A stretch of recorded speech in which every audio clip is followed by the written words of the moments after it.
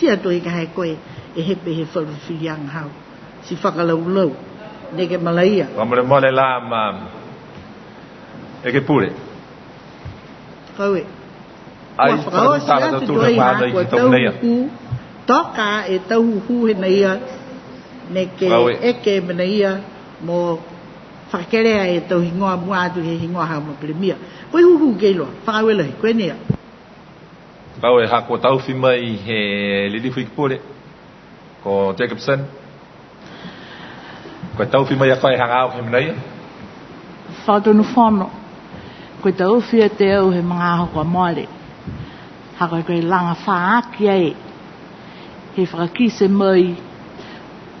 Whakamahino ni koe whiwhirianga he Pelemia.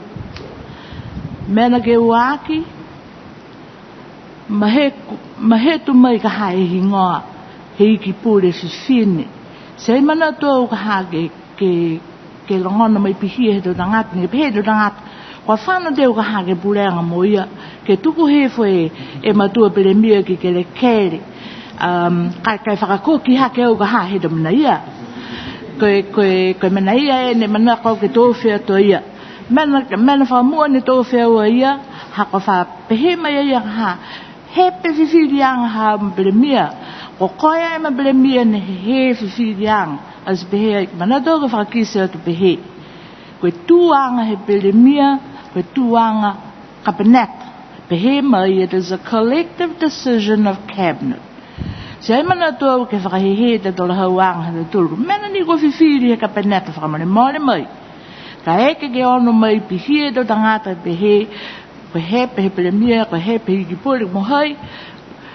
Ko mautoro osi ka hae, ni whiwhiri he whekau whakamane maare mai. Ka neia ni mana tō ke whakakise at pihe ke tō whiat. Ai riu ka hake pehe, hepe a koe, mai whiwhiri anga hau. Hakam nai whakau se whakau eke I loa ka ha, ko hoi ni hepe, ko hoi ni haka. Koe whakau e nao, ko ma whare te whakau ia. Glo. Gaue, koe tokanga tua ina ia, he tau whakatokanga I loto he tūhi whakawe, ke he whono iki pure, moe katoa whai Pelemia, koe whono iki pure, moe Pelemia, na whakatoa toa lau turu toko wha ia, ke tau whiwhiri anga usi, nā kai mai ki ha iki pure toko taha. Ke kautu ha na whiwhirianga. Kau ilahi ke he whakapapanga ia. Ne tukuha ke e lima he... O mele mani mana whakatunu whanu. Manatu au ke whakakise atu behe. Whakaue ko tauwhi mai behia ma iki pule whiwhini. Mai whakaue whoki kua whakakise koe whiwhirianga ha mturo loa. Mai longa tuai. Haka mana koe whiwhirianga uloa he kapene. Kei loa whoki ni ngaha ke mga hunei. Si mori lahi e manatu he iki pule whiwhini. Nā kai whakatu tāla mo I he tari. He o mai he hara ke pehe. Pehe koe hako to manatu. Koe tau manatu hake mai hako to manatu anga. Ke he tau tupe ni ma whakatonu whara. Si pihia hakua a whakakisi at whakamare mai ma iki pule whiwhini. Hako pihia hakua manatu. Si pihia whoki ke he manatu ia ko tuku atu. Ko tuku eo ke toko taha, ka koe whiwhirianga ha mtoro roa, tuka ni whau mai e hana, he kapene. Koe ni hako tamanatu, whawela. Kau e ke tamanatu ia ko whakasiru sim takupi he tau tūru. Whai manatu na kai ke he whahenga hua Pelemia, I lifu Iki pūling Johnny Hall. Nā matai e tō ma whakatunu whono, ne ke he whanongoanga he tō tangata. Nā kai whiwhirianga ko hei ne hako, ko hei ne hepe. Se I whiwhiroa whui ko hei whiwhirianga, ko ura e tō tangana ka hua e whakatu whono, ko whikau he kaupunga hua e whakatu whono. Ei whiwhirianga e whono e whakawhirianga. Ko whiwhirianga tau se he whono iki pūre, ko whiwhirianga tau se Pelemia. Taka pūra ki nōni tō whikau ia. Eke hepe he whakonongoanga he tō tangata, ko nakai hoka whikau ia ke whakawhirianga. Ko whiwhirianga, ke mga hone, ko whiwhirianga e kaupunga hua e whakatu whono, whakawelai. Kaue. Whai manatu whukana kai hangau ke he whahenga hua Pelemia. We are on the Premier's Department, Mr. Cole. Thank you, Mr. Speaker. On that line item, which has cost, I have to put my glasses on, 455,000 for the professional services, is that the total amount and there's no other money going to be spent on that court case from other areas, or is that the thing is finished with that amount of money? Thank you. Speaker, let me point out, because people are clearly not understanding. This amount of money, 455, I think is the amount, is money that will be used not just for the court case but also for the domain name, as well as the consultants we're using. So let me make that clear, because I've said that a number of times this morning.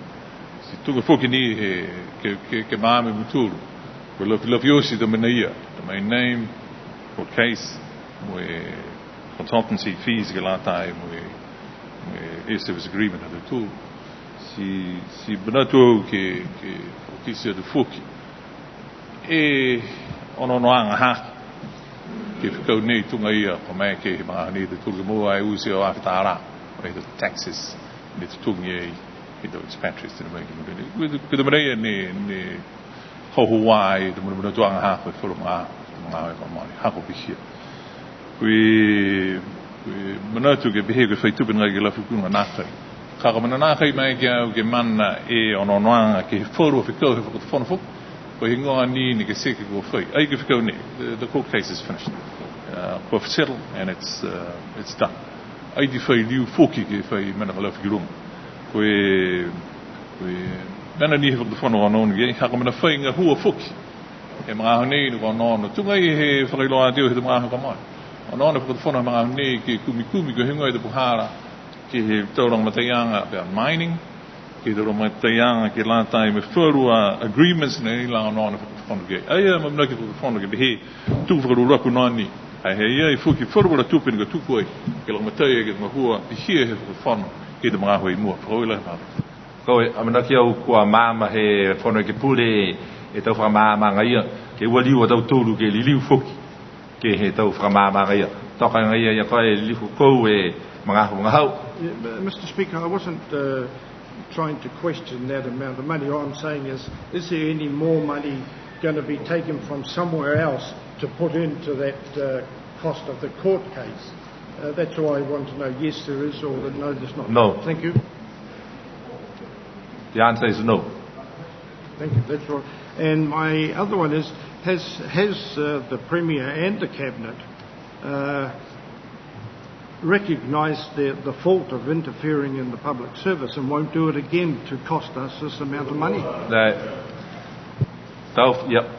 Tu wa de kelilifu he o fa mama de mga ku inu wa more ai filianga filianga hangao o fa interference ka bugina ka interference ai fai pe mga hone ko filianga e kaupulinga hua he fa fon ko suggest to make high vai ko filianga he fono i puri assumption e ai ke mga hatonu nei ko filianga he kaupulinga hua he fa fon ha na kai filianga e filianga o hai ne happy po hai ne hapo ko fa interference e pare mia po fono i puri pe na kai fa interference mga hone ko filianga he kaupulinga hua he fa fon fo le go it Mr. Cole.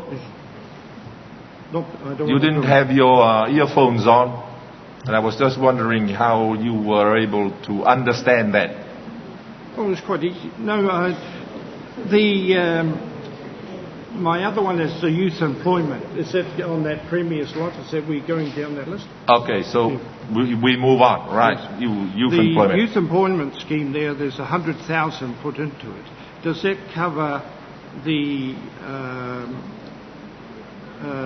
what has taken place at the moment and what is going to take place further this financial year? And does it also cover the youth assembly? Because there's no money in here for the youth assembly. Thank you. Speaker, this we took a name I had to phone with those here took a name for a law we for the phone for I'm not ki very for the gang get those here gelata met to na hua had to tour the fano I ben natuurlijk kies de begin hier voeg nie moet dit dan laat en na geef vinge hoe maar nie na geef vir dat aan behoort vir het van het maar gaan maar ke laat hy men van hingo uit toe ke toe toe sien aan hoe ke laat hy met dit laat hy moe hoe ja toe ke het van nou dit toe nou se mee het aan sien dat toe Au si mai doanga ko o ro tu ku minga hua kana kai ni fenga hua o tu ro tu ku mo ke ma hone ono fu fon wala te fu fon ke foi fu ta ta ke foi lo matai ki ro tu ruia ne au si mai doanga kai bi he fu ki ni e to matai nanga ne na kai fenga hua ma hone ko kan hoi ni tu ko e ro tu pe ke lo matai ke fu ka ui fu fon no ko fita fu ka bu ram fu ki loai ke la tai ma hone fu wila Go it. My last one was on the Christchurch earthquake donation. I believe that money was originally taken from the numismatic, philatelic and numismatic. Is this money now going back to them? Thank you. Na kai mahati fono ko fa mo dia ngani ha ka mena ko lati ko mena tuku mai he numismatic company e tupene ke fa fono ke fa nga IP ke fa ila na Go it. Ili foi pure mot pavi. Go for the fun. Muito que tau manat fa kisi hangau ia ke he professional services. Mai longa la he tau hu he komisi haka pe tu pe hangau ia ke tau ko taki ni na kai la fa tu mai ia he fa he pulenga hua. Na ke hua tu ke iki pule tu pe foi a mamna kianga na kai he ta manga ho to osi we fa osi e fa hua he papa tu pe nei ke maua mai ta hokotaki a comprehensive report from the New Public Service Commission about its activities and plans ke la te ato osi e fasfatanga tu pe nei amale mai Ili foi pure ade fono amamna ke na kai ni ke fa he pulinga hua ia ka bi osi do fa henga hua he ha tu tu fono ko la te ro tu ke foi ko ta ke langa ta he tu ni he vam hun ma ni we ha fa lo ko just department ni ko mo me e ko ta mana ko ge mo me yusi ki si ai do tu ro tu do ma hua na kai ni ke fa he pulinga hua but every department that is that government has at the present moment, they should all have annual reports and they should submit them. So if you have a mama and you get a tour, or at you tour, if I do outputs with the objectives of the tour, if I have budget, KK, move from the put to a tour, to annual reports, Kalatai, we don't who are to it took for a will. Fai pule fo na kai na kai la mga pamalimon kwa. Kwa sika. Kwa Liwa kia kia. Kau for tu nufon, amana kila hike mo mai tau kutak pia mai he pahinga hoa, fahi pulinga hoa. Mo amana ki foki ke fai ka kwanga ki to mena tutupu to mga hui ko mai. Ki to fahinga hoa pulinga hoa he for tu fon. Hanga uia ki to whakanga he to tupila lahi pe nei, ki whanga hoa ki to loia. Ki la te mo to nga hoa he fahinga hoa pulinga hoa. Koe waha do tu ko hoku kei ma nei koe ala sia lahi to whakanga ki to loia. Si nā kai amana ki au nei ko te ki komisi ke liu ke kisia fo ki whalu a tau tupe langa pe nei ko whamaile hanga uia ke he tau whangahuanga he tau whilianga he whahe pulinga hua. Whodun whanu manako he huhu ngau nei hanga uia ke he Youth Employment Scheme. Mai ki na kai ki pule whamne male ke whakise mai ko whahe ko taki na kai kua moa mai he Youth Employment Scheme ke la te ka nono atu ke he tau whakatokanga ke la tai mo tau I mua, mo tau mahina I mua. The Youth Employment Scheme he ngaho ko whunga huai. Li whaki pore, o ilai maha te whono, na ki whakot whono maha nei ki tau se ta ha whakatokanga pihira. Mana tau ki whakakisi atu pihi nei whoki. Ui haia I mena whakahingoa I go, yes, Youth Employment Scheme ko whita he whakatokanga ai. Ko ia mamana ki anga whaka whono ke matu tanki po ke la lawhia tu mena nei, mo ia nono atu I ke he puhara, ke la matai, mana tu whakeo ki waka kisi api nei. Ni ke mana tu mturu ko ia nono anga ni he maha nei ke pehe ke tau puhara ngā hua. A ia I whuki ia nono anga he waka whono, ko hingoa whuki do mena walata ke tausia. Is it business? Is it just straight out employment? Is it transition from government to private sector? With the money for the fund and the manakura he give to be but at the end of the day, it's a creation of jobs and it's a creation of income earning opportunities for those people that have left school and for those people who want to transition into the private sector and so on. Ki mrei hak mahar ki fon mana tu ki set bini.